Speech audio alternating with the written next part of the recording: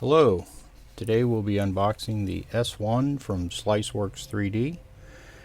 It's the Kingroon KP3S Pro.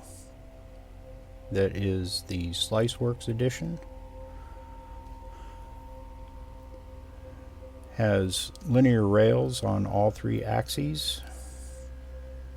And SliceWorx is participating in the Yellow Ribbon Keychain, conceived by Abby Brown for promoting positive mental health, suicide prevention awareness, and to raise donations towards the American Foundation for Suicide Prevention. So we get a keychain, the owner's manual, a small bit of filament, a power cord, and the Kingroon spare parts box contains the keychain, our tool set, a pair of snips, small micro SD card, very important Z axis screws, an acupuncture needle, a reverse Bowden tube, the handle that SliceWorx worked on, USB cable, and some more screws, and a small piece of Velcro. So we're going to need the screws. We don't need the snips or the acupuncture needle. The handle is a special addition to the SliceWorx version of the Kingroon KP3S Pro. Now this is a small printer. It's a 200mm cubic build rate that will get you some really nice prints. It's not very big, but it does get you started in the hobby, and it produces some really nice prints on a very small print area. We'll need the bed clips, and that's the Z-rod axis. The spool holder, which is set off to the side, and that's all there is in the box. So the first thing that we need to do is take the bed off so we don't break the glass. It's borosilicate glass. It's a good flat platform to print on. We pull our hex keys out. That's all we'll be needing out of the toolkit. There's a spare nozzle that you can set aside for now. And the first thing we do is check the bed. We have the enhanced yellow springs, and there you see the linear rails on the y-axis, and then we'll also see the linear rails on the x and the z-axis. Just making sure our bed's nice and tight. Tighten up those screws a little. Make sure the springs are compressed before we start printing. And then we're going to move on to installing the Z-axis. Now on the Z-axis you need to be aware of the M3 nuts and the M3 screws that are going to feed into the extrusion on the Z-axis, which you'll see in a minute. Now that we've got our bed all nice and tight, we take the Z-axis screw bag and we take off the T-nuts that are on the screws themselves, and we feed them through there's two small holes next to the Z motor that is in the little plastic piece in the back. We get a close-up of that right here. They're kind of hard to get to, and there you can also see the spring for our Z tensioner and our linear rails on our X and our Z axis. So that is going to be an M3 screw that we're going to put into the Z axis, and it's going to firm up the connection for that Z axis extrusion. Since this is a cantilever design, we need to make sure that Z axis that holds the X axis excuse me, is nice and tight and strong, because there's going to be a lot riding on that. Now, while I'm putting this on, let me tell you that this does have a Titan style direct drive hot end. It is a V6 style hot end, and in a future video I'll be putting the Revo V6 on here. It appears that the belt has come off, so we loosen up the adjuster and reattach the belt onto the carriage, and then we'll tighten up the belt, and then struggle with putting the Z-axis into those T-nuts and in that hole. And move the camera so you can see a little closer, hopefully. Not very well, but you'll see the slips through those T-nuts and just slides into the hole there at the bottom. And you need to make sure that that is nice and clean and stable, so that you get a accurate square extrusion to the base, and that will help with your bed leveling later on. Now, there's 2 screws on the bottom that you'll want to use the short screws for. There's 4 screws that we're going to be using.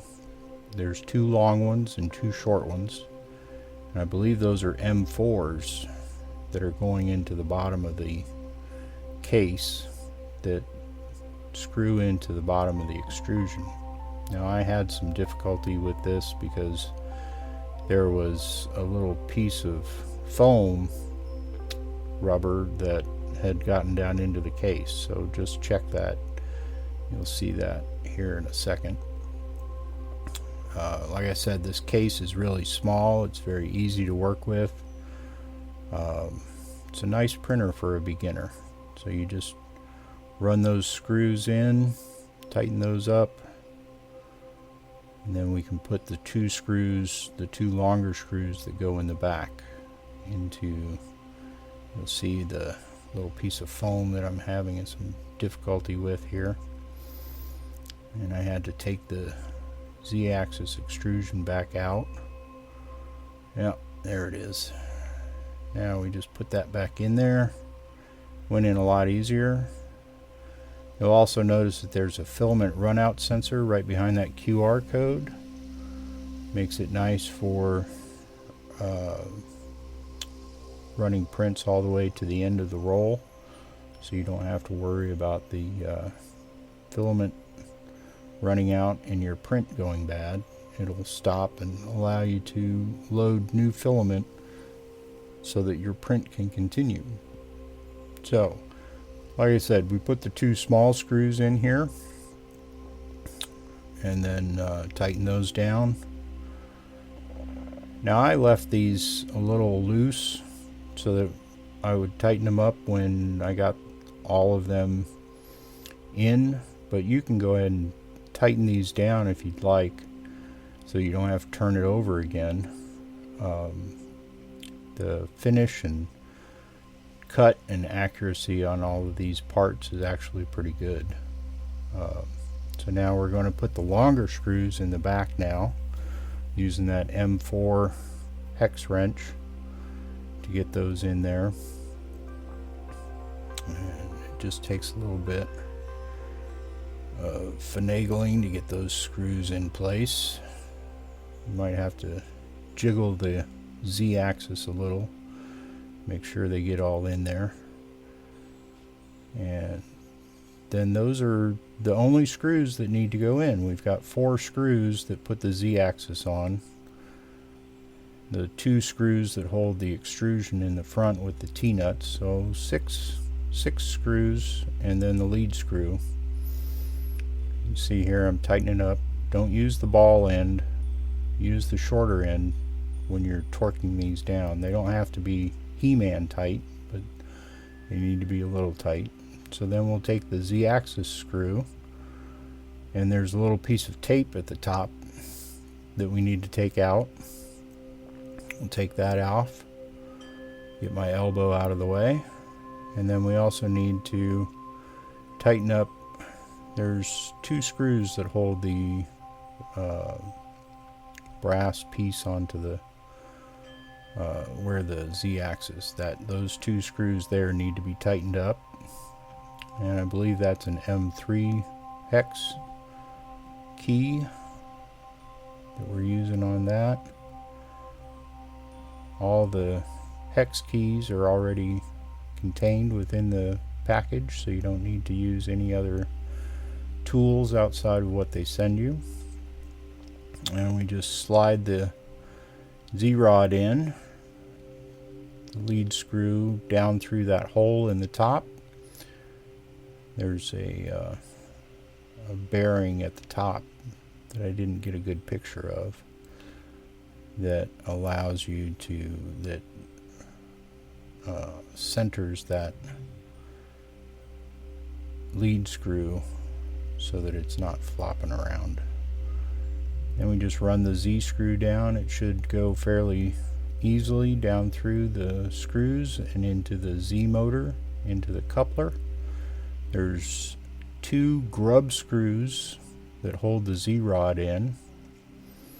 I believe those are 2mm, maybe 1.5. Tighten all those up, and that should hold your Z axis, your X axis up as you work on the rest of it, which we're, I'd say, 85% done with this printer right now. So we've got 1 spare screw there, cleaning up our workspace a little, and that's the printer fully assembled. Then we tighten up the extrusion screws, make sure that the T-nuts are moving so that they lock into the extrusion.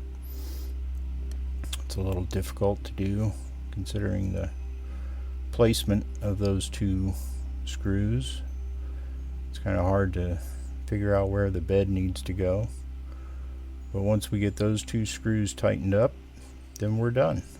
The printer is fully assembled, and you put in 6 screws. So then we take the plastic off of the build plate, off the aluminum build plate there. We take some, they've got some protective plastic on there.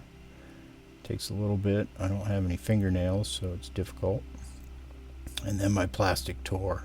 Oh, I hate it when that happens around the screw hole.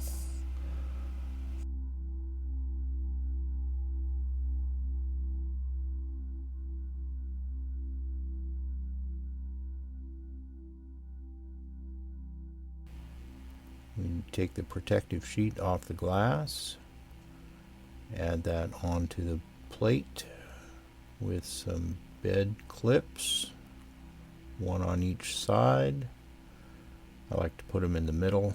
Some people put 2 on the front and 2 on the back. Then we plug the power in.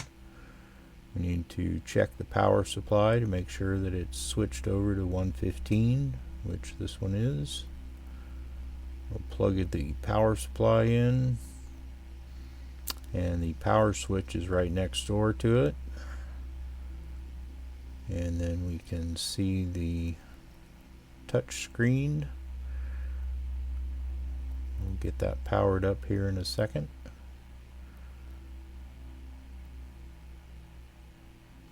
And that's the other printer, which has has extrusion on the y-axis, and this one has linear rails on the y-axis.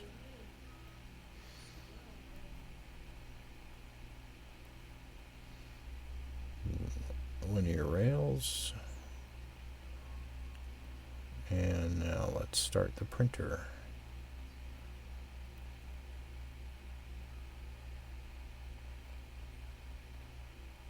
There's our touch screen, KP3S Pro. There's our micro SD card, our USB, our Z leveling screw, and the Titan extruder. It's right there. Our filament sensor, Lets us know when we have filament by lighting up. When the filament's out, the light goes out. And that'll go, our reverse Bowden tube will go in there. And that's all. Thank you very much for watching. I hope you have a great day.